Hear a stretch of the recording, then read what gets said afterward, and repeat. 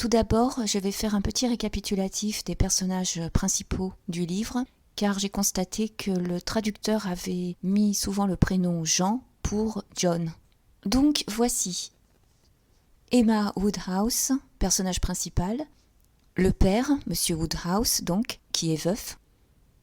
Ensuite, Isabelle Knightley, qui est la sœur de Emma, mariée à John Knightley, et non pas Jean Knightley, dont le frère s'appelle George Knightley, donc beau-frère d'Emma. Tout cela pour dire que si vous entendez au cours de la lecture, notamment au début, le prénom Jean, il s'agit en réalité de John. Voilà. Bonne écoute. Emma de Jane Austen. Chapitre 1.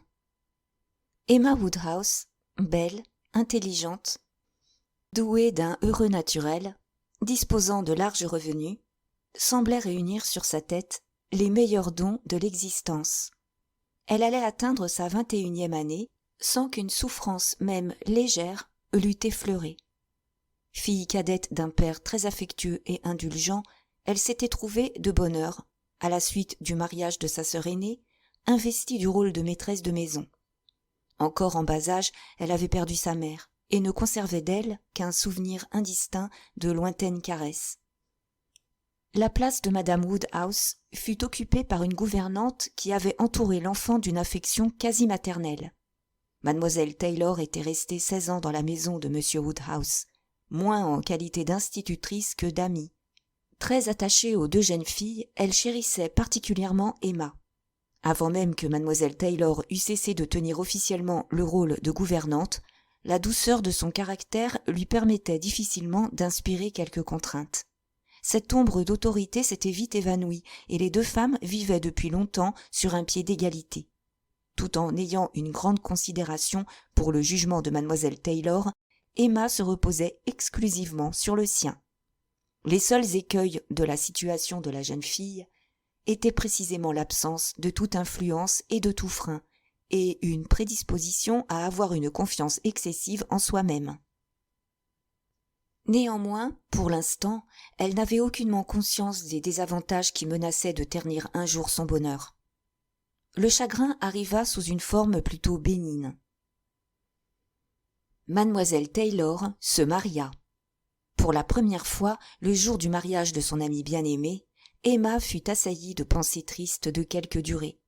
La cérémonie terminée et les invités partis, son père et elle demeurèrent seuls, sans la perspective d'un tiers pour égayer la longue soirée. Monsieur Woodhouse s'assoupit après le dîner, comme d'habitude, et Emma put mesurer l'étendue de son isolement. Elle évoquait ces 16 années d'infatigable affection. Elle pensait avec tendresse à celle qui avait dirigé ses jeux et ses études, apportant autant d'ardeur à l'amuser qu'à l'instruire, et qui l'avait soignée avec un dévouement absolu pendant les diverses maladies de l'enfance. De ce fait, elle avait contracté vis-à-vis de mademoiselle Taylor une grande dette de reconnaissance. Mais Emma conservait de la période de parfaite confiance qui avait succédé un souvenir encore plus doux. Elle se demanda comment elle supporterait ce changement. Malgré tous ses avantages personnels et sa situation, elle allait se trouver isolée intellectuellement. Son père, en effet, ne pouvait la suivre sur le terrain d'une conversation sérieuse ou enjouée. La grande disproportion de leurs âges, M. Woodhouse ne s'était pas marié jeune, se trouvait augmentée par la suite de la constitution et des habitudes de ce dernier. Dénué d'activité physique et morale, il paraissait plus vieux qu'il ne l'était. Tout le monde l'aimait pour la bonté de son cœur et son aimable caractère, mais en aucun temps il n'avait brillé par son esprit. La sœur d'Emma habitait Londres depuis son mariage, c'est-à-dire, en réalité, à peu de distance. Elle se trouvait néanmoins hors de sa portée journalière, et bien des longues soirées d'automne devraient être passées solitairement à Hartfield avant que Noël n'amenât la visite d'Isabelle et de son mari. La petite ville d'Highbury, dont Hartfield, malgré ses communaux, ses bois et son nom, dépendait en réalité, ne pouvait fournir à Emma aucune relation de son bord. Les Woodhouse étaient les gens importants de l'endroit. Emma avait de nombreuses connaissances, car son père était poli avec tout le monde, mais il n'y avait personne qui fût en situation de devenir pour elle une amie. En conséquence, elle appréciait à sa valeur la perte qu'elle venait de faire. Ses pensées étaient tristes, mais elle prit l'air gai dès que son père se réveilla. C'était un homme nerveux, facilement déprimé, très attaché à tous ceux qui l'entouraient. Il détestait toute espèce de changement et nourrissait une aversion particulière pour le mariage, origine et principe de bouleversement dans la famille. Il n'avait pas encore pris son parti de celui de sa fille aînée, et continuait à parler d'elle avec un ton d'extrême compassion. Dans le cas présent, son aimable égoïsme et son incapacité d'imaginer chez les autres des sentiments différents des siens le prédisposaient à juger que mademoiselle Taylor avait agi contre ses propres intérêts aussi bien que contre ceux de ses amis. Il ne doutait pas qu'elle n'eût été plus heureuse en restant à Hartfield. Emma lui sourit et se mit à causer avec animation pour éviter qu'il ne pensât à ces pénibles conjonctures. Néanmoins, quand on servit le thé, il répéta exactement ce qu'il avait dit au dîner. « Pauvre mademoiselle Taylor, que n'est-elle encore avec nous? Quel malheur que M. Weston ait pensé à elle !»« Il m'est impossible, papa, de partager votre avis. M. Weston est un si aimable, si excellent homme qu'il méritait bien de trouver une femme accomplie. Et vous ne pouviez pas souhaiter que mademoiselle Taylor demeurât avec nous toute sa vie à supporter mes caprices, alors qu'il lui était loisible de posséder une maison à elle. » « Une maison à elle? Quel avantage y voyez-vous? Celle-ci n'est-elle pas 3 fois plus grande? Et vous n'avez jamais de caprices, ma chère. »« Nous irons les voir très souvent, et de leur côté, ils viendront continuellement à Hartfield. Nous ne tarderons pas à leur faire la première visite. »« Ma chère, comment voulez-vous que j'arrive jusque-là? Randalls est à une telle distance. Je ne puis marcher si longtemps. »« Aussi, papa, n'est-il pas question que vous alliez à pied? Nous irons en voiture, naturellement. »« En voiture? Mais James n'aimera pas atteler pour si peu, et les pauvres chevaux, que deviendront-ils pendant que nous ferons notre visite? »« On les mettra dans l'écurie de M. Weston. C'est une affaire entendue. Quant à James, vous pouvez être sûr qu'il sera toujours enchanté d'aller à Randalls, où sa fille est femme de chambre. J'appréhende même qu'il ne consente plus désormais à nous conduire ailleurs. C'est vous, papa, qui avez eu la pensée de proposer Anna pour cette bonne place. »« James vous en est si reconnaissant. J'en suis sûr qu'elle deviendra une excellente domestique. C'est une fille polie, de bonnes manières. Chaque fois que je la rencontre, elle me tire la révérence et me demande très gracieusement de mes nouvelles. Quand vous l'avez fait venir ici pour travailler, j'ai remarqué qu'elle ouvrait toujours la porte avec précaution et qu'elle prenait soin de la soutenir en la fermant. Ce sera une consolation pour cette pauvre mademoiselle Taylor d'avoir auprès d'elle un visage familier. Chaque fois que James ira voir sa fille, il donnera de nos nouvelles. » Emma s'efforça d'entretenir ce courant d'idées plus gai et espéra qu'avec l'aide du Jacquet, elle parviendrait à faire franchir heureusement à son père le cap de la soirée. On apporta la table, mais à ce moment, un visiteur fut introduit et la rendit inutile.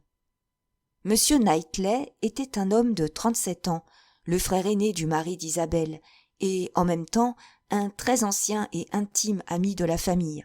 Il habitait à une demi-lieue d'Hartfield, où il venait souvent et où il était toujours le bienvenu. Ce soir-là, il fut particulièrement fêté, car il arrivait de Londres et venait de faire une visite à leurs parents communs. C'était une heureuse diversion qui tint M. Woodhouse de bonne humeur pendant quelque temps. Après avoir obtenu tous les renseignements possibles sur la santé de sa fille et de ses petits-enfants, M. Woodhouse ajouta avec reconnaissance: « C'est bien aimable à vous, Monsieur Knightley, d'être sorti à cette heure tardive pour nous faire une visite et d'avoir bravé l'obscurité et le froid. Je puis vous assurer, monsieur, qu'il y a un magnifique clair de lune, et le temps est si doux qu'il faut que je m'éloigne de votre grand feu. Mais la route doit être détrempée. Regardez mes bottines. Vous voyez, il n'y a pas une tache de boue. C'est étonnant, car ici, la pluie n'a cessé de tomber. J'avais même proposé de remettre le mariage. À propos, je ne vous ai pas encore offert mes félicitations. Du reste, je me rends compte du genre de satisfaction que vous devez éprouver. J'espère que tout s'est passé aussi bien que possible. Comment vous êtes-vous comporté ? » Qui est-ce qui a versé le plus de larmes ? Ah, pauvre mademoiselle Taylor, c'est une triste affaire. Dites plutôt, pauvre monsieur et mademoiselle Woodhouse. J'ai beaucoup de considération pour vous et pour Emma, mais j'estime l'indépendance le premier des biens. De toute façon, il vaut mieux avoir une seule personne à contenter au lieu de deux. Surtout lorsque l'une de ces personnes est un être aussi capricieux et exigeant, dit Emma d'un ton ironique. Voilà votre pensée de derrière la tête, je le sais. Voilà ce que vous diriez si mon père n'était pas là. En effet, ma chère, dit M. Woodhouse en soupirant, j'ai bien peur d'être parfois très capricieux et exigeant. Mais, mon cher papa, vous ne supposez pas que je faisais allusion à vous, ou que M. Knightley avait cette intention. Quelle horrible idée! Oh non, c'est de moi qu'il s'agissait. M. Knightley aime à me taquiner. Emma sait que je ne la flatte jamais, dit M. Knightley, mais en l'occurrence, je ne songeais pas à la critiquer. Allons, dit Emma, toute disposée à ne pas insister. Je vois que vous voulez avoir des nouvelles du mariage. Je serais heureuse de vous en donner, car nous nous sommes tous comportés d'une façon charmante. Pas une larme. C'est à peine si on voyait un visage défait. Nous avions conscience que nous allions vivre à une demi-lieue les uns des autres. Ma chère Emma est si courageuse, dit M. Woodhouse, mais en réalité, M. Knightley, elle est très affectée. Emma détourna la tête, souriant et pleurant à la fois. Il est impossible qu'Emma ne sente pas la perte d'une pareille compagne, répondit M. Knightley. Nous ne l'aimerions pas autant que nous l'aimions si nous pouvions le supporter.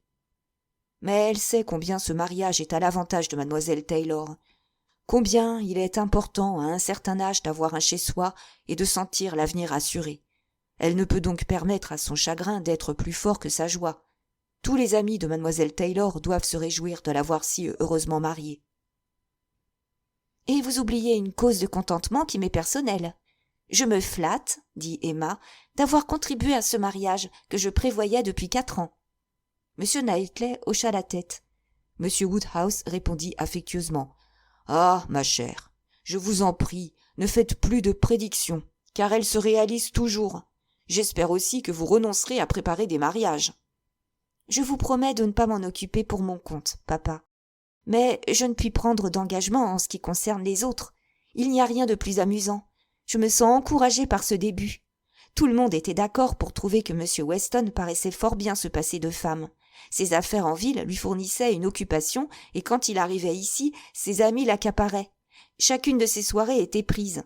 Quelques personnes affirmaient même que sa femme, sur son lit de mort, avait exigé qu'il fît serment de ne pas se remarier. D'autres que son fils et l'oncle s'y opposaient.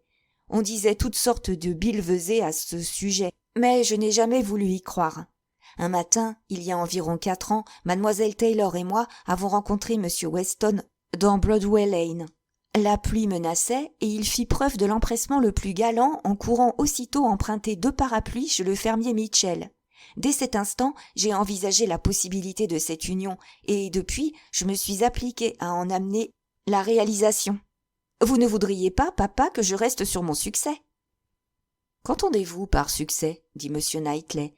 Un succès suppose un effort. Or, si je ne me trompe, votre rôle a consisté à vous dire, un jour de loisir, « Il me semble que ce serait une bonne fortune pour mademoiselle Taylor si M. Weston l'épousait. J'admets même volontiers que vous ayez formulé ce souhait à diverses reprises. Où voyez-vous là un succès? Quel est votre mérite? De quoi êtes-vous fier? Vous avez deviné juste, c'est tout ce que l'on peut dire. » Admettons qu'il en soit ainsi. Il y a toujours du mérite à deviner juste. Quant à mon pauvre mot « succès », à propos duquel vous me querellez, je ne suis pas sûre de ne pas y avoir quelque droit. J'imagine qu'il existe un moyen terme entre n'avoir rien fait et avoir tout fait. Si je n'avais favorisé les visites de M. Weston, si je ne l'avais pas encouragé de toute manière, il se peut que les choses n'aient pas abouti malgré tout. Vous connaissez assez Hartfield pour vous en rendre compte. Un homme franc, loyal, comme M. Weston, et une femme intelligente, simple, comme mademoiselle Taylor, arrivent sans difficulté à s'entendre, s'ils en ont le désir. Il est probable que votre intervention vous a été plus préjudiciable qu'elle ne leur a été utile. Emma ne pense jamais à elle-même quand il s'agit de rendre service aux autres, intervint M. Woodhouse, ne saisissant qu'à moitié le sens de la conversation. Mais, ma chère, ne vous mêlez plus de mariage. Ce sont de sottes entreprises qui rompent le cercle de famille. Laissez-moi en négocier encore un, papa, celui de notre vicaire. Pauvre monsieur Elton. Il faut que je lui trouve une femme. Depuis 1 an qu'il est installé à Hartfield, il a transformé le presbytère et il a fait preuve de beaucoup de goût dans l'arrangement de son intérieur. Ce serait une pitié s'il demeurait célibataire. Il paraissait, en joignant les mains des nouveaux mariés, tout disposé, le cas échéant, à tendre la sienne dans le même but. Monsieur Elton est un homme accompli et j'ai beaucoup d'estime pour lui. Je vous conseille, ma chère, si vous désirez lui témoigner un témoignage de sympathie, de l'inviter à dîner un de ces soirs. C'est la meilleure manière de vous intéresser à lui. Je suis sûre que monsieur Knightley voudra bien se joindre à nous ce jour-là. Avec le plus grand plaisir, répondit monsieur Knightley en riant, et je dois dire que je partage absolument votre opinion à ce sujet. Invitez monsieur Elton à dîner, Emma, ajouta-t-il. Servez-lui le poisson le plus rare et le poulet le plus fin, mais laissez-le choisir sa femme. Croyez-moi, un homme de 27 ans est capable de se diriger tout seul. Chapitre 2. Monsieur Weston était originaire d'Highbury. Il appartenait à une honorable famille qui, depuis 2 ou 3 générations, avait graduellement conquis l'aisance et la considération. Ses frères s'étaient adonnés au commerce, mais, après avoir terminé ses études, il ne voulut pas suivre leur exemple. Il se trouvait être indépendant par suite d'un petit héritage personnel et, conformément à ses goûts, il embrassa la carrière des armes. Le capitaine Weston était fort à la mode, les hasards de la vie militaire l'ayant mis sur le chemin de mademoiselle Churchill, d'une grande famille du Yorkshire. Personne ne s'étonna lorsque celle-ci s'éprit de lui, à l'exception du frère et de la belle-sœur de la jeune fille. Ces derniers ne connaissaient pas le fiancé, mais leur orgueil se trouvait offusqué par cette mésalliance. Néanmoins, mademoiselle Churchill, étant majeure et disposant de sa fortune, du reste nullement en rapport avec les revenus du chef de la famille, ne se laissa pas détourner de ce mariage. Il eut lieu malgré l'opposition de monsieur et de madame Churchill, qui rompirent solennellement avec leur sœur et belle-sœur. Ce fut une union mal assortie. Madame Weston aurait dû y trouver le bonheur. Monsieur Weston, en effet, ne savait comment remercier sa femme de la grande bonté qu'elle avait eue de tomber amoureuse de lui. Mais, si celle-ci avait fait preuve d'assez de fermeté de caractère pour agir suivant sa volonté et tenir tête à son frère, elle en manqua pour supporter les conséquences de son acte. Elle ne pouvait oublier le luxe où elle avait été élevée. Le ménage vivait au-dessus de ses moyens, tout en menant, néanmoins, un train de vie comparativement fort modeste. Madame Weston n'avait pas cessé d'aimer son mari, mais elle aurait voulu être à la fois la femme du capitaine Weston et mademoiselle Churchill d'Enscombe. Le capitaine Weston n'avait pas, en fin de compte, réalisé une aussi brillante affaire que les Churchill se l'imaginaient. Sa femme mourut au bout de 3 ans de mariage, et il se retrouva moins riche qu'auparavant, avec un fils à élever. Il n'eut pas longtemps, il est vrai, ce genre de préoccupation. La naissance d'un garçon et l'état de santé de la mère avaient déjà facilité une sorte de réconciliation, et peu après le décès de madame Weston, monsieur et madame Churchill proposèrent de se charger entièrement du jeune Frank. Le père dut évidemment éprouver quelques scrupules et quelques répugnances à accepter, mais d'autres considérations l'emportèrent. L'enfant fut confié aux soins et voué à la fortune des Churchill. Le capitaine Weston, libre de toute attache, jugea qu'un changement de vie complet s'imposait. Il donna sa démission et ses frères, avantageusement établis à Londres, lui facilitèrent l'accès des affaires. Ses occupations n'étaient pas très absorbantes et il venait souvent à Highbury, où il avait conservé une petite maison. Entre son travail et les distractions du monde, les 18 années qui suivirent s'écoulèrent agréablement pour lui. Au bout de ce temps, sa fortune s'était suffisamment accrue pour lui permettre d'acheter une propriété assez importante qu'il avait toujours désirée, et d'épouser une femme sans dot. Mademoiselle Taylor occupait depuis plus de 2 ans une place prépondérante dans les projets de M. Weston, mais celui-ci n'étant plus sujet aux impulsions de la jeunesse, avait résolu d'attendre pour se marier, de s'être rendu acquéreur de Randalls, dont, à 2 reprises, la vente avait été différée. Finalement, toutes les conditions se trouvèrent remplies. Il put acheter la maison et obtint sans difficulté la main de la femme qu'il aimait. Il ne devait de compte à personne. Frank, en effet, élevé tacitement comme l'héritier de son oncle, en était devenu de plus le fils adoptif et avait pris le nom de Churchill au moment de sa majorité. Il n'aurait selon toute probabilité jamais besoin de l'aide de son père. M. Weston voyait son fils 1 fois par an à Londres, et le portrait extrêmement flatteur qu'il en traçait à son retour avait gagné au jeune homme les suffrages des habitants d'Highbury. M. Frank Churchill était donc une des gloires du pays et l'objet de la curiosité générale, laquelle, du reste, n'était pas payée de retour, car il n'avait jamais paru à Highbury. Au moment du mariage de M. Weston, le jeune homme se contenta d'écrire à sa belle-mère. Pendant plusieurs jours, ce fut le thème favori des conversations à l'heure du thé chez Mme Bates et chez Mme Cole. « Vous avez certainement entendu parler de la belle lettre que M. Frank Churchill a adressée à Mme Weston ?» Celle-ci, déjà prévenue en faveur du jeune homme, fut touchée de cette preuve de déférence qui venait fortifier ses légitimes espoirs de bonheur. Elle se considérait en effet comme très favorisée de la fortune, ayant assez d'expérience pour apprécier à leur valeur les avantages multiples de son mariage.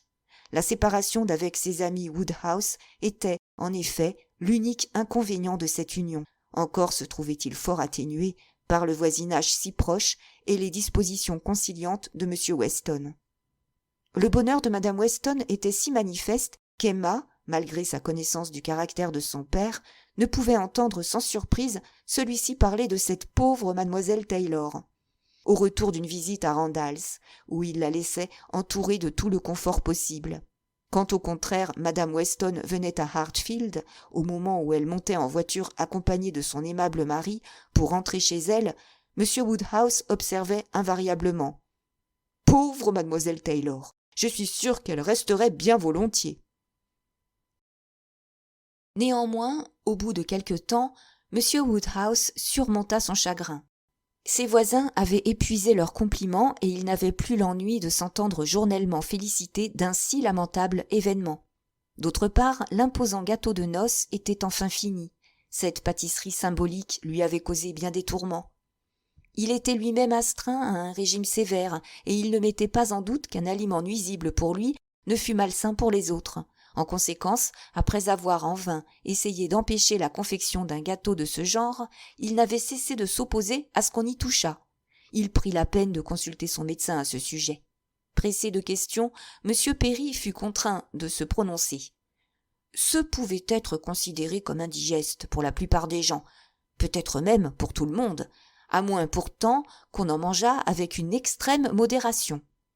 Fort de cette opinion, M. Woodhouse espérait influencer tous ceux qui viendraient rendre visite aux nouveaux mariés. Malgré ses avis, le gâteau eut du succès et devint pour lui une cause continuelle d'énervement. Par la suite, le bruit courut dans Highbury que les enfants Perry avaient été vus avec une tranche du susdit gâteau à la main, mais M. Woodhouse ne voulut jamais y ajouter foi. Chapitre 3. M. Woodhouse aimait le monde à sa manière. Il se plaisait à recevoir des visites. Installé à Hartfield depuis de longues années, disposant d'une fortune considérable, il était parvenu, avec l'aide de sa fille, à se former un petit noyau d'amis toujours prêts à accourir à son appel. Son horreur des grands dîners et des heures tardives ne lui permettait d'entretenir des relations qu'avec ceux qui consentaient à se plier à ses habitudes. Il était rare qu'Emma ne réussît pas à lui trouver des partenaires pour sa partie quotidienne. Une réelle et ancienne affection amenait les Weston et M. Knightley. Quant à M. Elton, célibataire malgré lui, il saisissait avec plaisir l'occasion de quitter sa solitude pour aller passer sa soirée dans l'élégant milieu du salon de M. Woodhouse, où l'accueillait le sourire de la ravissante maîtresse de maison. En seconde ligne, parmi les plus fréquemment invités, venaient Madame Bates, Mademoiselle Bates et Madame Goddard. Ces 3 dames étaient toujours à la disposition de M. Woodhouse, qui les faisait généralement prendre et reconduire en voiture, Ce dernier était si bien fait à l'idée de ses courses périodiques qu'il n'en redoutait plus les effets pour son cocher et ses chevaux. Madame Bates était la veuve de l'ancien vicaire de Highbury. Fort âgée, elle vivait avec sa fille unique, sur un pied d'extrême simplicité, entourée de la considération générale. Mademoiselle Bates, de son côté, jouissait d'une popularité qui étonnait au premier abord. Elle avait passé sa jeunesse sans être remarquée par personne et elle consacrait maintenant son âge mûr à soigner sa mère et à équilibrer leur mince budget. Pourtant, c'était une femme heureuse et personne ne parlait d'elle sans bienveillance. Sa propre bienveillance qu'elle étendait à tous avait fait ce miracle. Elle aimait tout le monde, s'intéressait au bonheur de chacun et découvrait des mérites à tous ceux qui l'approchaient. Elle se considérait comme favorisée de la fortune et comblée de bénédictions. N'avait-elle pas une mère parfaite, d'excellents voisins, des amis dévoués et, chez elle, le nécessaire ? La simplicité et la gaieté de sa nature étaient un baume pour les autres et une mine de bonheur pour elle-même. Elle parlait avec abondance sur les questions les plus futiles. Ce tour d'esprit faisait fort exactement l'affaire de M. Woodhouse, qui se complaisait dans un inoffensif bavardage. Madame Godard dirigeait un pensionnat de jeunes filles, qui jouissait, à juste titre, d'une excellente réputation. C'était une femme de cœur, aimable et simple. Elle n'oubliait pas que M. Woodhouse lui avait facilité ses débuts, et elle quittait très volontiers son salon pour aller gagner ou perdre quelques pièces blanches au coin du feu d'Hartfield. Emma était enchantée de voir son père confortablement installé, mais le monotone entretien de ces dames ne rompait pas pour elle l'ennui des longues soirées. Peu après le mariage de madame Weston, Emma reçut un matin une lettre de madame Godard, lui demandant en termes respectueux l'autorisation d'amener avec elle, après le dîner, une de ses pensionnaires, mademoiselle Smith. Il s'agissait d'une jeune fille de 17 ans, qu'Emma connaissait de vue et dont la beauté l'avait frappée. Elle répondit par une très aimable invitation. Harriet Smith était une enfant naturelle.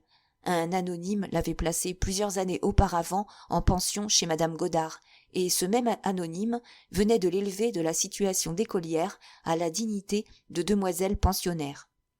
C'est tout ce qu'on savait de cette histoire. Elle ne possédait pas de relations en dehors des amis qu'elle s'était créés à Highbury. Elle venait précisément de faire un long séjour chez d'anciennes compagnes de pension. Emma appréciait particulièrement le genre de beauté de mademoiselle Smith. Celle-ci était de petite taille, blonde, la figure pleine avec un beau teint, des yeux bleus, des cheveux ondés, des traits réguliers qu'animait une grande douceur d'expression. Avant la fin de la soirée, les manières de la nouvelle venue avaient également gagné l'approbation d'Emma, qui prit la résolution de cultiver cette connaissance. La jeune invitée, sans être timide à l'excès, fit preuve d'un tact parfait. Elle se montra gracieusement reconnaissante d'avoir été admise à Hartfield et naïvement impressionnée de la supériorité ambiante. Emma estima que l'ensemble de ces grâces naturelles formait un trop bel ornement pour la société de second ordre d'Highbury.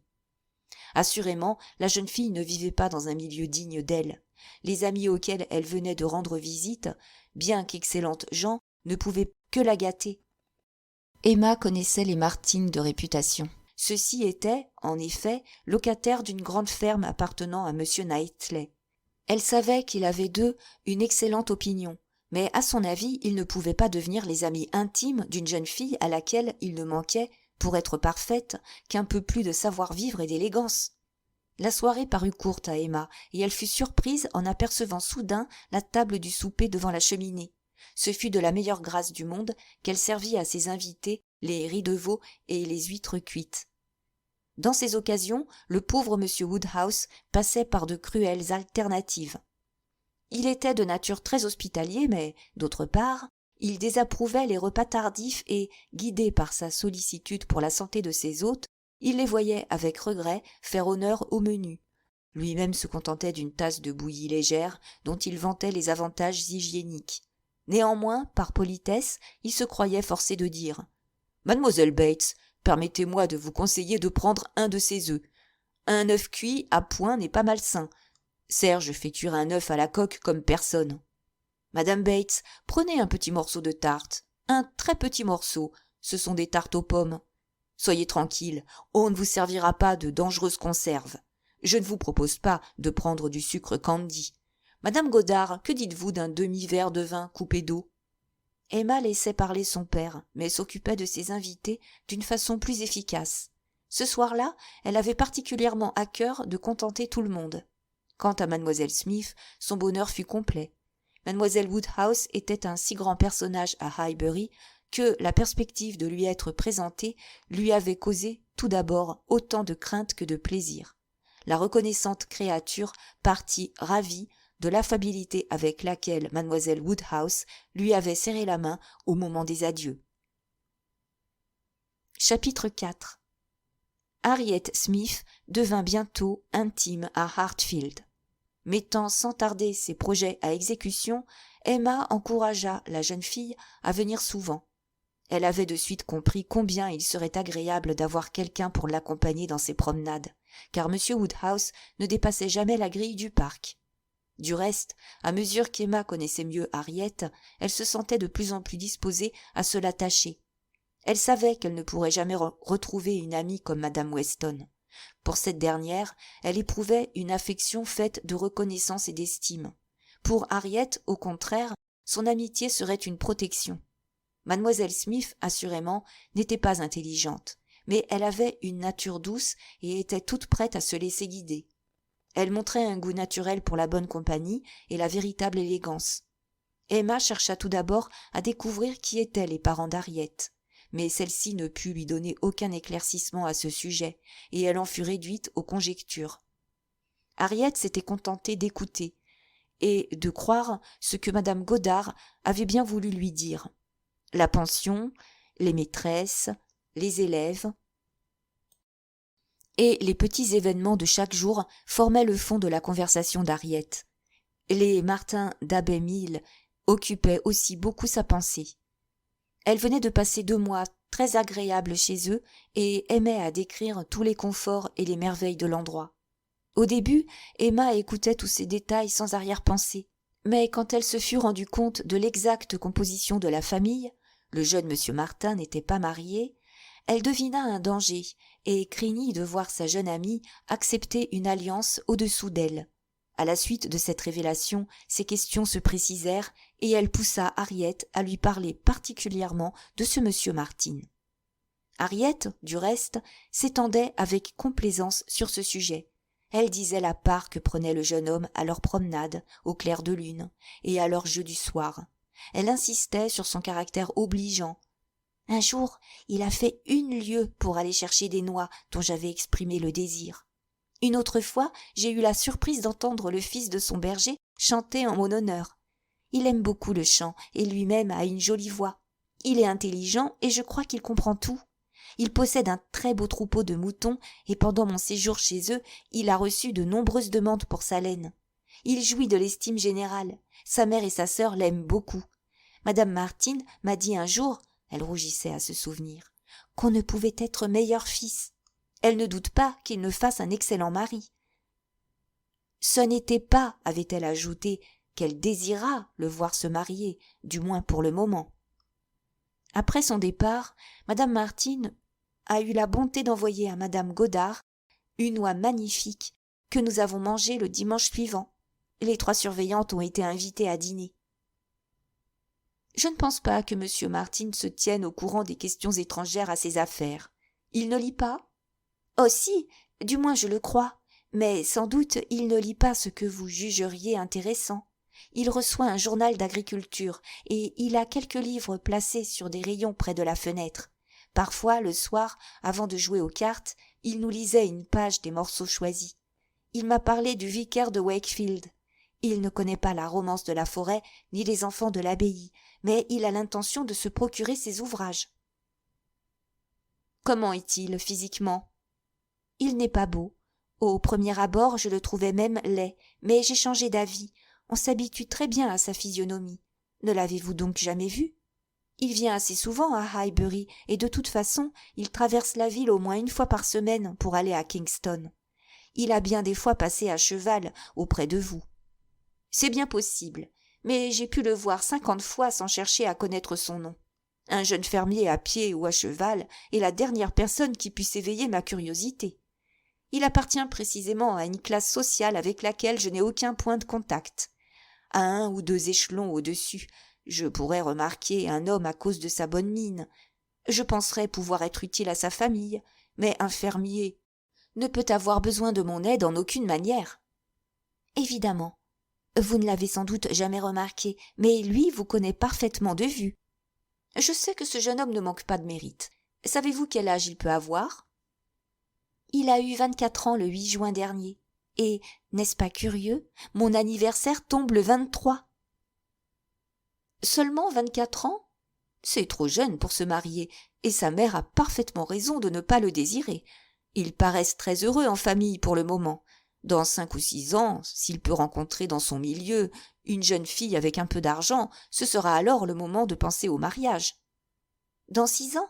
Chère mademoiselle Woodhouse, il aura 30 ans. Un homme qui n'est pas né indépendant ne peut guère se permettre de fonder une famille avant cet âge. Quelle que soit la somme dont M. Martin ait hérité à la mort de son père et sa part dans la propriété de famille, tout doit être immobilisé par son exploitation. Je ne doute pas qu'il ne soit riche un jour, mais il ne doit pas l'être actuellement. C'est ainsi, je crois. Néanmoins, ils vivent très confortablement. Ils n'ont pas de domestique mâle. À cette exception près, il ne manque de rien, et même Madame Martin a l'intention de prendre un jeune garçon à son service l'année prochaine. J'espère, Harriet, que vous n'aurez pas d'ennui à l'occasion du mariage de M. Martin. Il ne s'ensuit pas, en effet, de ce que vous ayez des relations d'amitié avec ses sœurs, que la femme, Madame Martin, soit pour vous une connaissance convenable. Le malheur de votre naissance doit vous rendre particulièrement attentive à choisir votre entourage.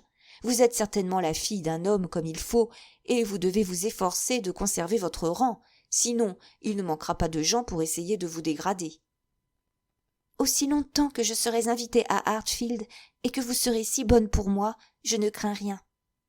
Je constate que vous vous rendez compte, Harriet, de l'importance d'être bien appuyée, mais je voudrais vous voir établie dans la bonne société indépendamment de Hartfield et de mademoiselle Woodhouse. Pour obtenir ce résultat, il sera désirable d'écarter autant que possible les anciennes connaissances.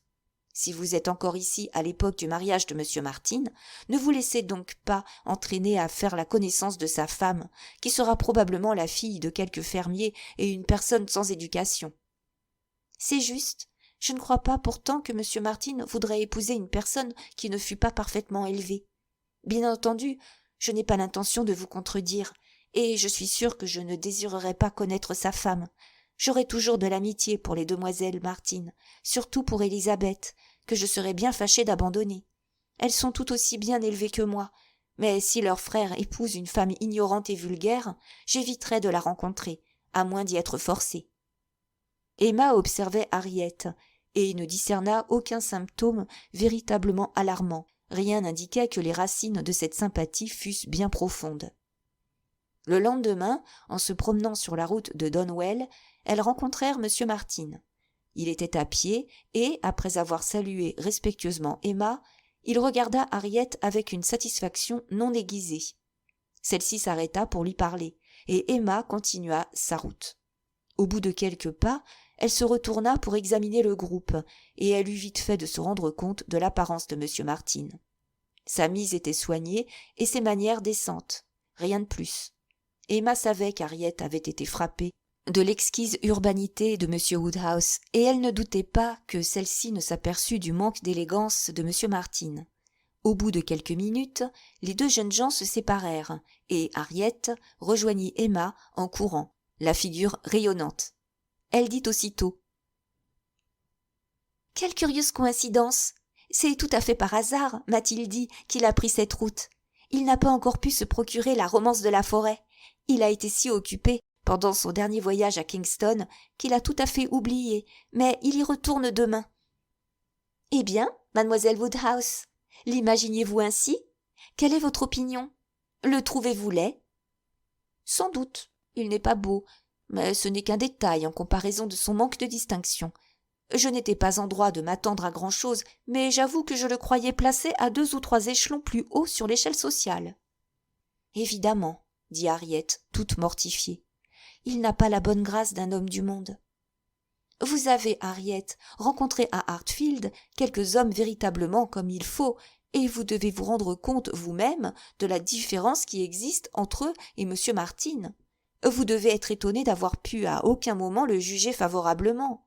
Vous avez certainement remarqué son air emprunté, ses manières frustes et son langage vulgaire. Certainement, il ne ressemble pas à M. Knightley. Il n'a ni le port ni les manières de M. Knightley. Je vois la différence clairement. Mais M. Knightley est particulièrement élégant. M. Knightley a si grand air qu'il ne serait pas équitable de l'opposer à M. Martin. Vous avez été à même d'observer d'autres hommes bien élevés, M. Weston et M. Elton, par exemple. Faites la comparaison. Quelle différence dans le maintien, dans la manière d'écouter et de parler. Vous avez raison. Mais M. Weston est un homme âgé. Il a près de 50 ans. C'est l'âge où les bonnes manières ont le plus d'importance. Le manque d'aisance devient alors plus apparent. M. Martin paraît vulgaire, malgré sa jeunesse. Que sera-ce lorsqu'il aura atteint l'âge de M. Weston? Votre remarque est juste, dit Harriet d'un air grave. Il deviendra un gros fermier uniquement préoccupé de ses intérêts. Est-ce possible? Ce serait épouvantable.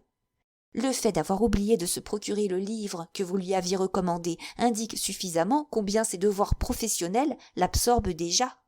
Il était beaucoup trop occupé des fluctuations du marché pour penser à autre chose, ce qui est fort naturel chez un homme qui gagne sa vie. « Je suis étonnée qu'il ait oublié le livre, » dit Harriet d'un ton de regret. Après avoir laissé à Harriet le temps de méditer sur cette négligence, Emma reprit. À un certain point de vue, on peut dire que les manières de M. Elton sont supérieures à celles de M. Knightley et de M. Weston. Il y a chez ce dernier une vivacité, une sorte de brusquerie qui s'adapte à son tempérament chez lui, mais il ne conviendrait pas de l'imiter. De même, la manière décidée, impérieuse de M. Knightley s'accorde parfaitement avec son esprit, sa taille et sa situation sociale. Pourtant, si un jeune homme s'avisait de l'adopter, il ne serait pas supportable. Je crois, au contraire, qu'on pourrait proposer M. Elton comme modèle. M. Elton a des manières affables, un caractère gai, obligeant et doux. Il me semble même que, depuis quelque temps, il se montre particulièrement aimable. Je ne sais s'il a le projet de se faire bien venir d'une de nous. Dans ce cas, c'est évidemment en votre honneur qu'il se met en frais de galanterie. Vous ai-je répété tous les compliments qu'il m'a faits de vous l'autre jour? Emma, en rapportant ses propos flatteurs, omit de dire qu'elle les avait encouragés. Harriet rougit de plaisir et protesta avoir toujours trouvé M. Elton très agréable. Ce dernier était précisément la personne sur laquelle Emma avait jeté son dévolu, pour faire oublier à Harriet son jeune fermier. La position sociale de M. Elton lui paraissait particulièrement adaptée à la situation. Il était très comme il faut, sans pourtant appartenir à une famille que la naissance irrégulière d'Harriet pourrait offusquer. Les revenus personnels du jeune vicaire devaient être suffisants, car la cure de Hartfield n'était pas importante. Elle avait une très bonne opinion de lui et le considérait comme un jeune homme d'avenir. Elle ne doutait pas qu'il n'admirât beaucoup Harriet, et elle comptait sur de fréquentes rencontres à Hartfield pour développer ce sentiment. Quant à Harriet, il lui suffirait sans doute de s'apercevoir de la préférence dont elle serait l'objet pour l'apprécier aussitôt à sa juste valeur. M. Elton, du reste, pouvait légitimement avoir la prétention de plaire à la plupart des femmes. Il passait pour un très bel homme. Emma, pour sa part, ne partageait pas l'opinion générale. Elle jugeait que le visage de M. Elton manquait d'une certaine noblesse, qu'elle prisait par-dessus tout. Mais il lui paraissait évident que la jeune fille, qui avait pu être flattée des attentions de Robert Martin, serait vite conquise par les hommages de M. Elton. Chapitre 5. « Je ne sais quelle est votre opinion, Madame Weston, dit M. Knightley, sur l'intimité qui est en train de s'établir entre Emma et Henriette Smith. Quant à moi, je ne l'approuve pas. »« Vraiment ? Et pourquoi ? » ?»« Je crains qu'elle n'ait une fâcheuse influence l'une sur l'autre. »« Vous m'étonnez. Harriet ne peut que gagner à ce contact, et d'autre part, en devenant pour Emma un objet d'intérêt, elle rendra indirectement service à son amie. Je prévois que cette divergence d'opinion va servir de préface à une de nos querelles à propos d'Emma. Vous l'avez deviné sans doute. Je profite de l'absence de M. Weston pour livrer bataille. Il faut que vous vous défendiez toute seule comme autrefois. M. Weston, s'il était là, serait assurément de mon côté, car il partage entièrement ma manière de voir. Nous parlions précisément d'Emma, hier soir, et nous étions d'accord pour considérer comme une bonne fortune qu'il se soit trouvé à Hartfield une jeune fille en situation de lui tenir compagnie. Du reste, monsieur Knightley, je vous récuse comme juge en cette affaire.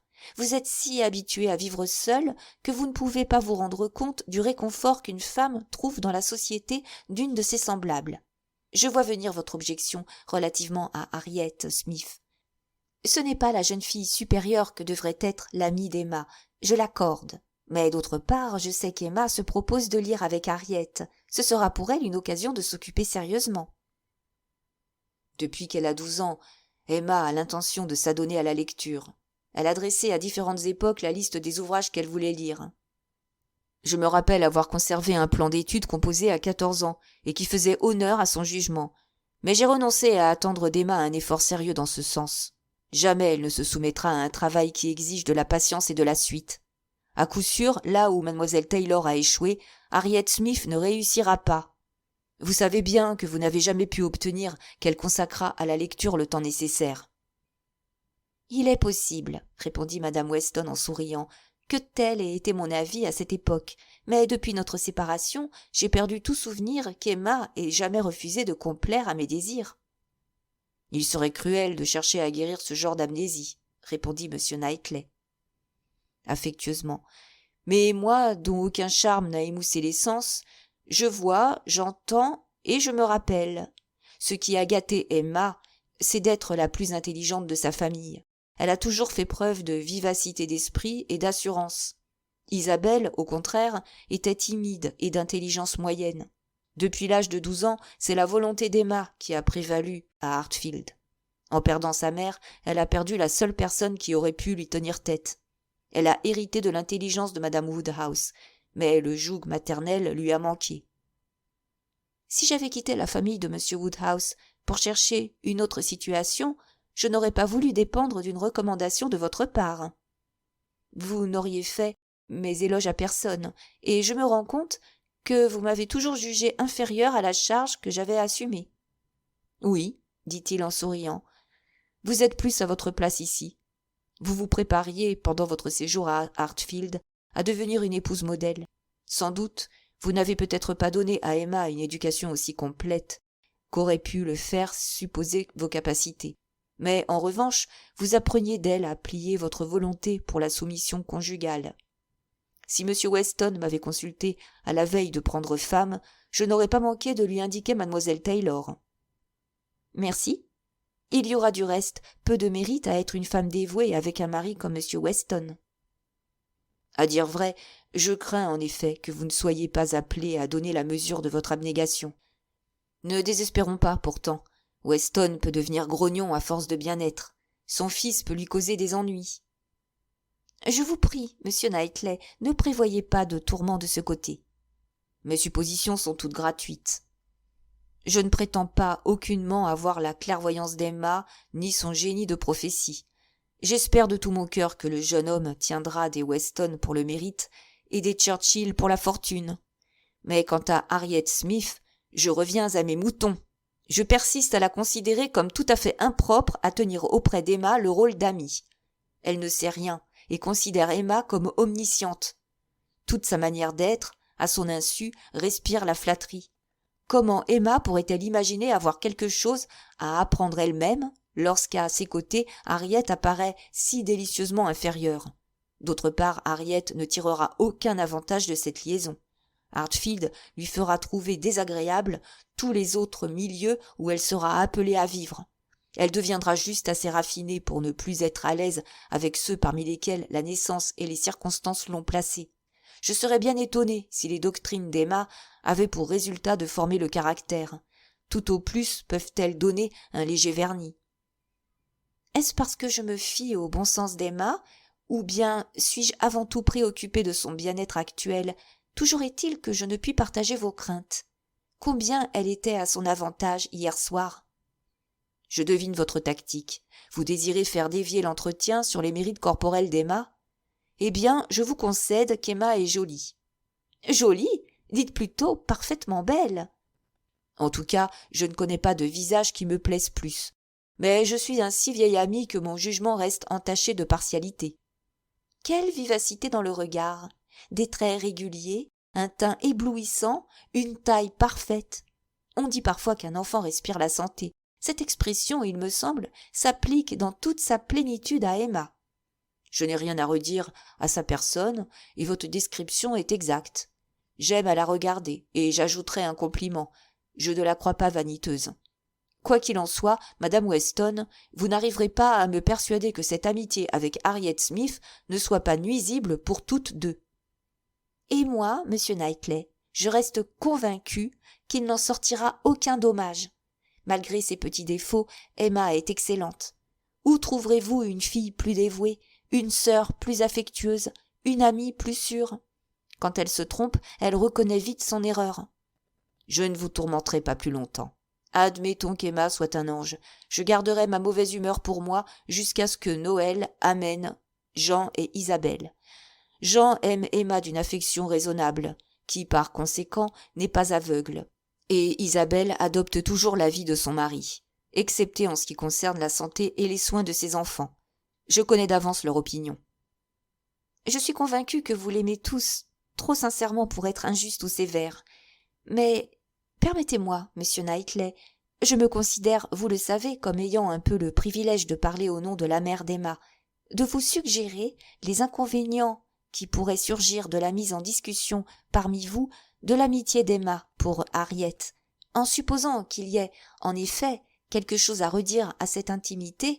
Il est peu probable qu'Emma, qui ne doit compte de sa conduite à personne qu'à son père, se montre disposée à renoncer à une relation qui lui plaît.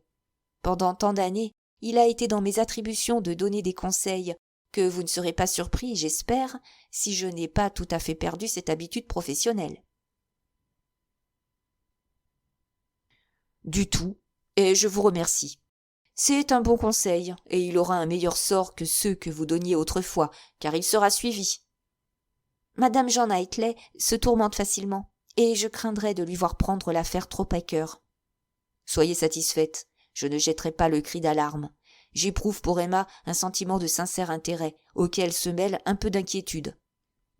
Je me demande quelle sera sa destinée. Cette question me préoccupe beaucoup aussi. Elle déclare toujours qu'elle ne se mariera jamais, ce qui, naturellement, ne signifie rien, mais elle n'a pas, je crois, rencontré encore un homme qui lui plaise. Je ne vois personne ici qui puisse lui inspirer de l'attachement, et elle s'absente si rarement. Il ne semble pas, en effet, qu'il y ait pour l'instant grand risque de lui voir rompre son vœu, et aussi longtemps qu'elle sera si heureuse à Hartfield, je ne puis souhaiter de voir sa situation se modifier, par égard pour ce pauvre M. Woodhouse. Je ne me fais pas l'avocat du mariage auprès d'Emma, pour le moment, bien que je ne puisse être soupçonnée d'avoir des préjugés contre cette institution. Madame Weston avait une arrière-pensée qu'elle s'efforçait de ne pas laisser paraître. Elle et son mari nourrissaient un projet concernant l'avenir d'Emma, mais ils jugeaient désirable de le tenir secret. Peu après, M. Knightley reprit. « Qu'est-ce que Weston pense du temps? Croit-il qu'il va pleuvoir ?» Et il se leva pour prendre congé. Chapitre 6. Emma s'aperçut bientôt du succès de ses efforts pour donner à l'imagination d'Harriet un nouvel aliment. Celle-ci ne tarda pas à apprécier, comme il convenait, les avantages physiques de M. Elton et l'agrément de ses manières. D'autre part, elle était convaincue que ce dernier était bien près d'être amoureux, s'il ne l'était pas déjà. Il exprimait son appréciation des progrès réalisés par Harriet depuis sa venue à Hartfield dans des termes qui paraissaient concluants. « Vous avez donné à mademoiselle Smith ce qui lui manquait, l'aisance et le goût. C'était une ravissante créature lorsque vous l'avez connue, mais à mon avis, les attraits dont vous l'avez ornée surpassent de beaucoup ceux qu'elle devait à la nature. Je suis heureuse de penser que mes conseils lui ont été utiles, mais à dire vrai, Harriet possédait toutes les aptitudes. Mon œuvre se réduit à peu de choses. S'il était permis de contredire une femme, dit galamment M. Elton. Peut-être son caractère a-t-il acquis un peu plus de décision. Je lui ai suggéré quelques points sur lesquels sa pensée n'avait pas l'habitude de s'arrêter. Précisément, et ce résultat a été obtenu en si peu de temps. Quelle légèreté de touche! Et dites plutôt, quelle culture facile! Je n'ai jamais rencontré un esprit plus souple. Je n'en doute pas. Quelques jours après, au cours d'une conversation, elle demanda à Harriet en présence de M. Elton. « A-t-on jamais fait votre portrait, Harriet ?» À ce moment, on vint appeler Harriet de la part de Madame Goddard. Avant de quitter le salon, elle s'arrêta 1 minute pour répondre avec une naïveté charmante. « Mais non, jamais. » Dès qu'elle fut sortie, Emma dit « Comme il serait agréable d'avoir un bon portrait d'elle. J'ai presque envie de m'y essayer moi-même. Vous ne le savez pas sans doute, mais il y a 2 ou 3 ans, je me suis adonnée avec passion à peindre des portraits. Puis le goût m'en est passé. Nonobstant, si Harriet voulait poser pour moi, je ne me risquerais encore une fois. »« Laissez-moi vous prier, mademoiselle Woodhouse, s'écria M. Elton, d'exercer votre charmant talent en faveur de votre amie. Je connais vos œuvres. Comment pouvez-vous supposer le contraire ? Ce salon n'est-il pas tapissé de fleurs et de paysages dus à votre pinceau ? D'autre part, j'ai pu examiner chez madame Weston quelques délicieux spécimens de vos dessins. »« Oui, excellent jeune homme, pensa Emma, mais ceci n'a rien à voir avec le don de la ressemblance. » Vous n'y entendez rien. Ne simulez pas l'admiration pour ma peinture, gardez-la plutôt pour Harriet. Puis elle reprit. « Eh bien, monsieur Elton, puisque vous m'encouragez si aimablement, je crois que je vais essayer mes forces. Les traits d'Harriet sont si fins qu'il sera difficile d'en rendre toute la délicatesse. Cependant, il y a dans la forme de l'œil et dans le contour de la bouche quelque chose de si caractéristique que la ressemblance ne doit pas être impossible à saisir. » « Vous dites bien la forme de l'œil et de la bouche. Vous réussirez certainement. Ce sera une œuvre exquise. »« Mais je crains bien, monsieur Elton, qu'Harriet ne se prête pas de bonne grâce à ce désir. Elle attache si peu d'importance à sa beauté. N'avez-vous pas observé avec quel détachement elle a répondu à ma question ? C'était dire « À quel propos aurait-on fait mon portrait ?» J'ai bien remarqué et j'ai apprécié, mais je ne puis croire qu'elle ne puisse être persuadée. Harriet revint au bout de quelques instants. Elle ne se fit pas prier longtemps et, après avoir faiblement protesté, acquiesça à la proposition de son amie. Emma voulut se mettre au travail sans retard et, en conséquence, alla chercher un portefeuille contenant diverses ébauches. Aucun des portraits entrepris n'avait été terminé. Ils cherchèrent ensemble le procédé qui conviendrait le mieux. Emma avait essayé de tout, miniature, pastel, crayon, aquarelle. Mais la persévérance lui faisait défaut et, malgré ses dons naturels, elle ne réussissait pas à atteindre le degré de perfection qu'elle ambitionnait. Sans s'illusionner elle-même sur ses capacités, elle supportait volontiers que les autres s'y trompassent et n'était pas fâchée que sa réputation surpassât son mérite réel. Dans le cas présent, la partialité de ses amis était évidente. La plupart des dessins d'Emma témoignaient, en vérité, de certaines qualités. Mais en eussent-ils été entièrement dépourvus, l'admiration d'Harriet et de M. Elton n'aurait pas été moins chaleureuse. Ils étaient tous deux en extase. « Il n'y a pas grande variété, » dit Emma. « Je n'avais que les membres de ma famille comme modèle. Voici mon père, le voici encore une fois, mais cela le rendait si nerveux de poser que j'en ai été réduite à dessiner à son insu. En conséquence, la ressemblance est médiocre. Voici madame Weston, sous toutes ses faces. Voici ma sœur. C'est bien sa silhouette élégante et son aimable figure. J'aurais, je crois, bien réussi ce portrait, mais Isabelle était tellement préoccupée de me voir commencer celui de ses 4 enfants qu'elle ne tenait pas en place. Enfin, voici les croquis des 3 aînés, Henri, Jean et Bella. Chacun de ces dessins pourrait, du reste, s'appliquer aussi bien à l'un qu'à l'autre. Comme vous pouvez l'imaginer, il n'y a pas moyen de faire tenir tranquille des enfants de 3 ou 4 ans. De plus, tous ces petits visages se ressemblent. Voilà le 4e, qui n'était encore qu'un bébé. Je l'ai dessiné pendant qu'il dormait sur le sofa. C'est l'exacte ressemblance de son petit bonnet, car il avait pris soin de dissimuler sa figure pour ma plus grande commodité. Je suis assez fière de ce portrait du petit George. Voici mon dernier ouvrage. Mon beau-frère, Monsieur Jean Knightley, avait consenti à poser. Après m'être donné beaucoup de peine, j'étais assez satisfaite du résultat. Tandis que je me préparais à placer les dernières retouches, Isabelle s'approcha pour donner son avis. Je vois bien une petite ressemblance, mais je suis forcée de constater que Monsieur Jean Knightley est beaucoup mieux en réalité. C'est tout ce qu'elle trouva à dire. J'en éprouvais un véritable dépit, d'autant plus que le modèle était indiscutablement flatté. Je m'étais bien promis de ne plus m'exposer à des déboires de ce genre. Néanmoins, je suis disposée, en l'honneur d'Harriet, à manquer à mon vœu, puisqu'il n'y a pas, dans le cas présent, d'amour-propre conjugal en jeu. Pour le moment, du moins. Après quelques hésitations, Emma se décida pour un portrait en pied, à l'aquarelle. La séance commença. Harriet, rougissante et souriante sous l'œil attentif de l'artiste, réunissait toutes les grâces de la jeunesse. Mais Emma sentait qu'elle ne pourrait rien faire tant que M. Elton se tiendrait à ses côtés, observant chaque coup de crayon. Tout d'abord, elle ne dit rien pour lui laisser toute latitude de contempler le modèle. Au bout de quelques minutes, elle fut obligée de mettre un terme à cette agitation et de le prier de s'éloigner. Il lui vint ensuite à l'idée de l'occuper à lire. « Si vous vouliez être assez aimable pour nous lire à haute voix, je travaillerais plus librement et le temps paraîtrait moins long à mademoiselle Smith. » L'interpellé se déclara trop heureux de se rendre utile. Harriet écoutait et Emma dessinait en paix. Elle dut pourtant autoriser M. Elton à venir de temps en temps jeter un coup d'œil, et celui-ci s'extasiait à chaque progrès. C'était un critique encourageant qui distinguait la ressemblance avant même que les éléments constitutifs en fussent assemblés. Si Emma tenait en petite estime la compétence artistique de M. Elton, elle ne pouvait que se réjouir de son aveuglement d'amoureux. La séance fut satisfaisante à tous les points de vue. Emma était assez contente de cette première esquisse pour désirer continuer. Il y avait déjà un air de ressemblance, l'attitude était gracieuse et les détails heureusement choisis. Elle espérait que ce portrait leur ferait honneur à toutes deux. Il perpétuerait le souvenir de la beauté de l'une, du talent de l'autre et de leur commune amitié.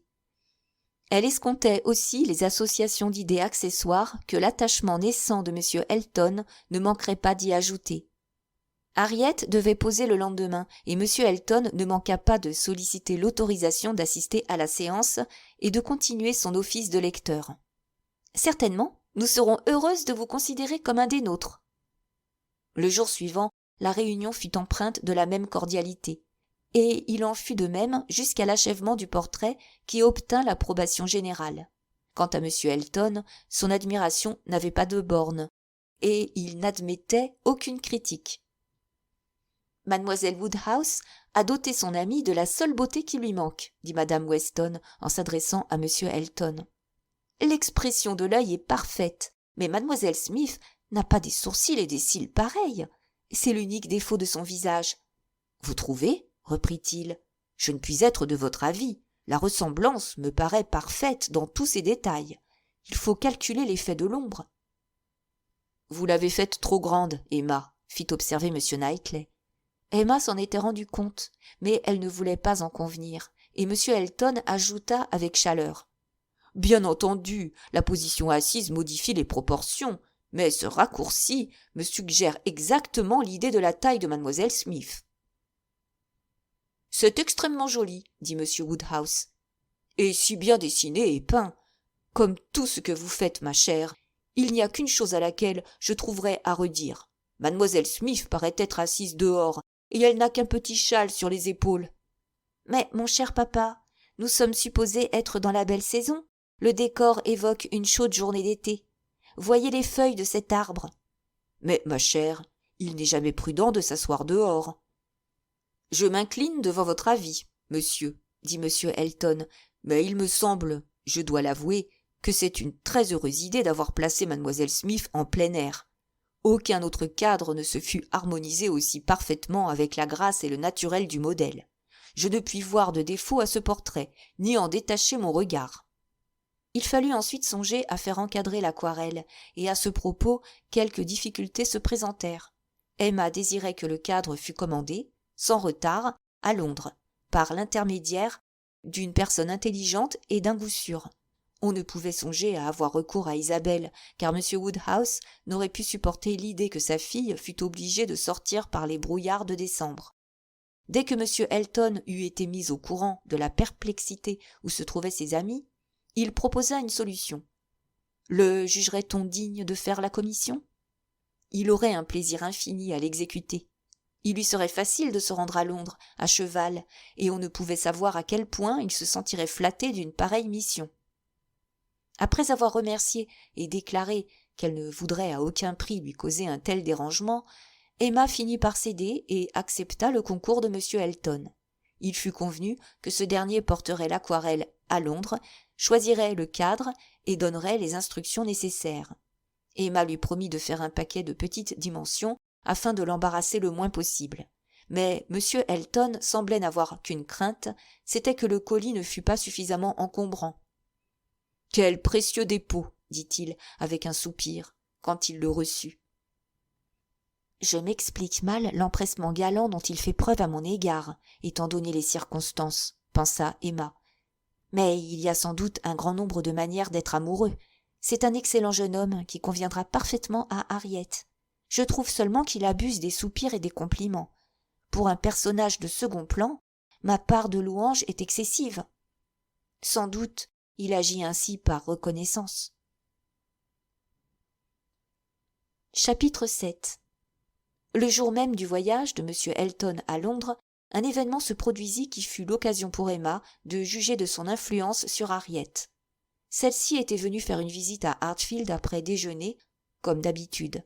Elle était ensuite rentrée chez elle et devait revenir pour dîner. Elle arriva avant l'heure convenue. Son air nerveux et agité indiquait clairement qu'il s'était passé quelque chose d'extraordinaire dont elle brûlait de faire part à son amie. À peine assise, elle commença son récit. « Pendant mon absence, M. Martin est venu me demander. Il a rapporté différents morceaux de musique que j'avais prêtés à Elisabeth. En ouvrant le rouleau, j'ai été très étonnée d'y trouver une lettre de lui, de M. Martin, contenant une explicite demande en mariage. Qui aurait pu imaginer une chose pareille ? La lettre est bien tournée, du moins je le crois. J'ai l'impression qu'il m'aime beaucoup et je suis très embarrassée pour répondre. Je me suis hâtée de venir vous trouver pour demander avis et conseils. » Emma se sentit honteuse en voyant son amie manifester une satisfaction si évidente.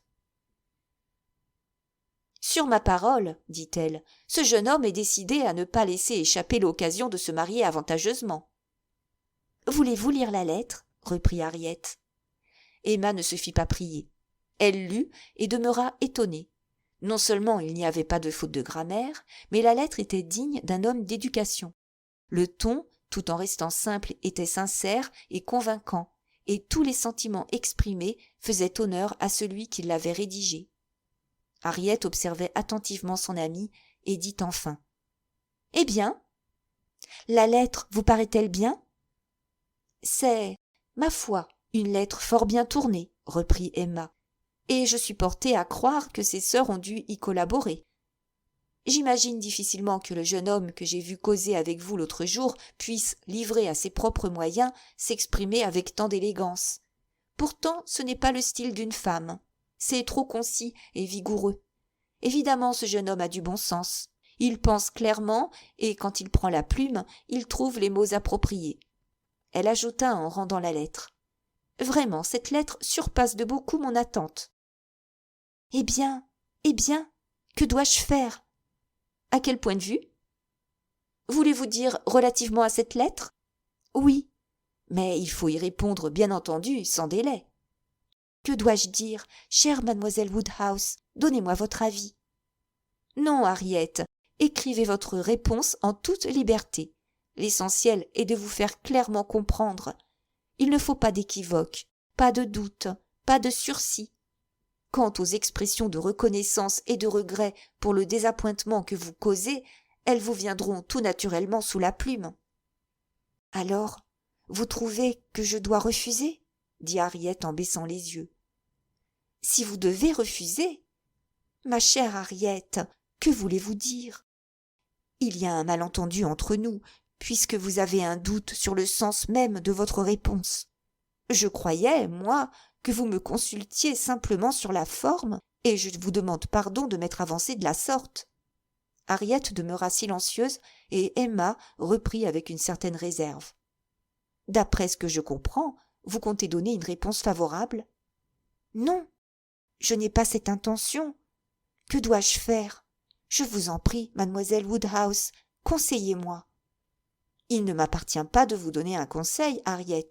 Vous ne devez consulter que vous-même. » »« Je n'avais pas idée qu'il m'aimât autant, » dit Harriet en contemplant la lettre. Pour s'en tenir à sa déclaration de neutralité, Emma se tut pendant quelques instants, mais, bientôt, craignant que l'influence de la délicieuse flatterie épistolaire ne devînt prépondérante, elle crut opportun d'intervenir. « Je pose comme règle, Harriet, que si une femme hésite d'accepter les propositions d'un homme, elle doit prendre le parti de les repousser. Si elle ne peut se décider sur-le-champ à dire « oui », c'est « non » qu'il faut répondre. On ne peut entrer dans l'état de mariage avec des sentiments douteux. J'estime qu'il est de mon devoir, comme votre amie et comme votre aînée, de vous donner cet avertissement. Mais ne croyez pas que je veuille vous influencer. »« Certainement, non. Mais si vous vouliez être assez bonne pour me donner votre avis. »« Non, ce n'est pas ce que je veux dire. Vous avez raison. Il faut savoir se décider soi-même. C'est une question trop grave. Il serait peut-être plus sage de dire non. Ne le croyez-vous pas ? » ?»« Pour rien au monde, » dit Emma en souriant, « je ne voudrais vous conseiller dans un sens ni dans un autre. Vous seul êtes juge des conditions de votre bonheur. Si vous jugez, monsieur Martin, l'homme le plus agréable que vous ayez rencontré, pourquoi hésiteriez-vous ? Vous rougissez, Harriet. Est-ce qu'il vous semble qu'une autre personne réponde à cette définition ? Harriet, ne vous trompez pas vous-même, ne vous laissez pas entraîner par la reconnaissance. À qui pensez-vous en ce moment ? Les symptômes étaient favorables. Au lieu de répondre, Harriet se détourna pour cacher sa confusion. Elle se tenait devant la cheminée, tout en maniant machinalement la lettre qu'elle avait à la main. Emma attendait le résultat de cette lutte intérieure avec impatience, mais non sans espoir. Finalement, Harriet reprit avec quelque hésitation. « Mademoiselle Woodhouse, puisque vous ne voulez pas me donner votre opinion, il faut que je prenne une décision toute seule. Je suis maintenant résolue. J'ai l'intention de refuser monsieur Martin. Croyez-vous que j'ai raison ? » ?»« Tout à fait raison, ma bien chère Harriet. Vous faites précisément ce que vous deviez faire. Tant que vous étiez en suspens, j'ai gardé mon opinion pour moi. Mais maintenant que vous êtes décidée, je m'empresse de vous approuver. Ma chère Harriet, vous me causez une vraie joie. Une des conséquences de votre mariage avec monsieur Martin eût été de vous séparer de moi. Je n'ai pas voulu vous le dire auparavant pour ne pas vous influencer. Je n'aurais pas pu rester en relation avec madame Robert Martin d'Abbey Mill. »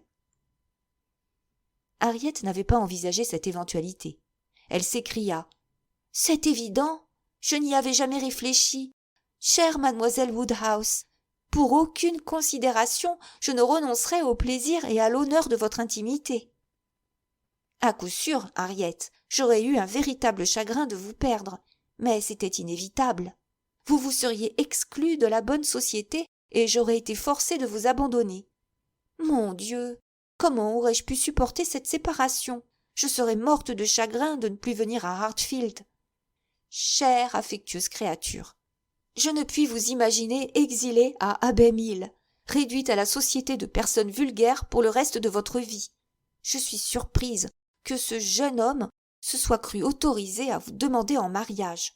Il doit avoir une bonne opinion de lui-même. »« Je ne le crois pourtant pas vaniteux, » répondit Harriet, dont la conscience se révoltait devant un pareil parti pris. « Il a un excellent naturel, et je lui serai toujours reconnaissante.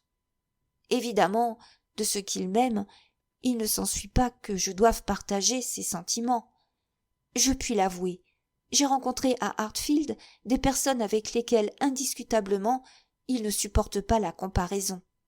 Je conserverai néanmoins une très bonne opinion de monsieur Martin et le souvenir de son affection, mais quant à vous quitter, c'est à quoi je ne me résoudrai jamais.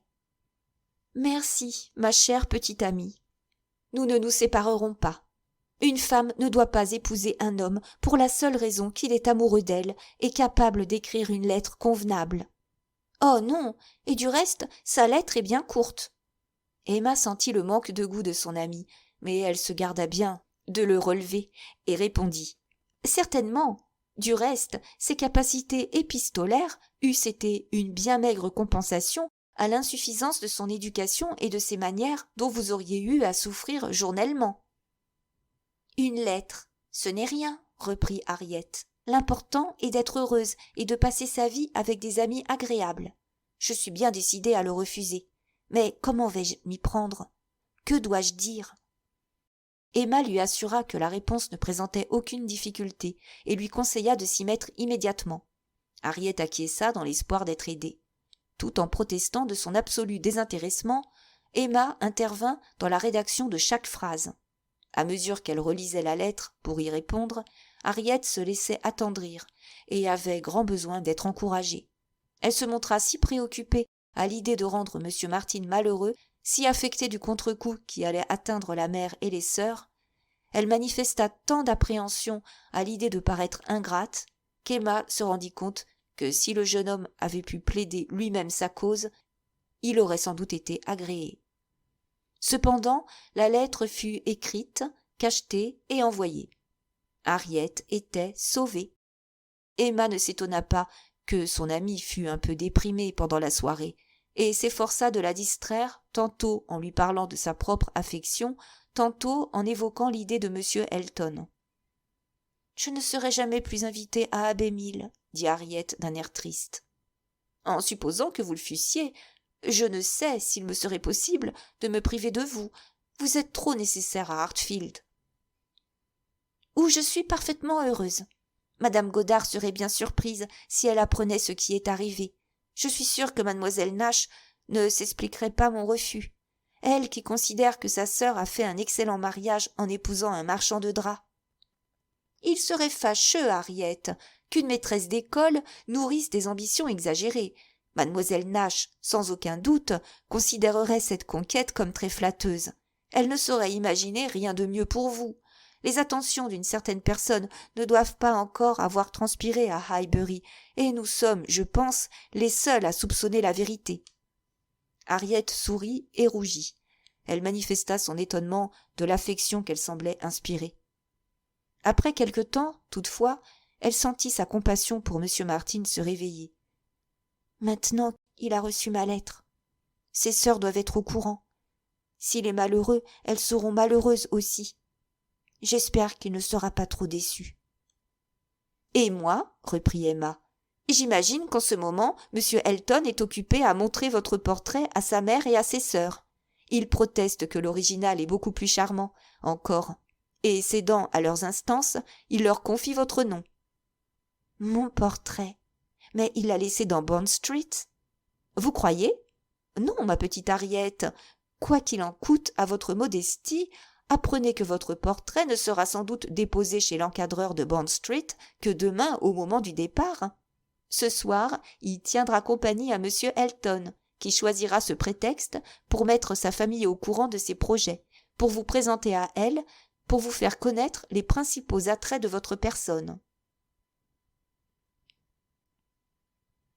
Quelle curiosité sa confidence a dû susciter. J'entends d'ici les interrogations et les cris de surprise. Cette gracieuse évocation amena sur les lèvres d'Harriet un sourire plus assuré.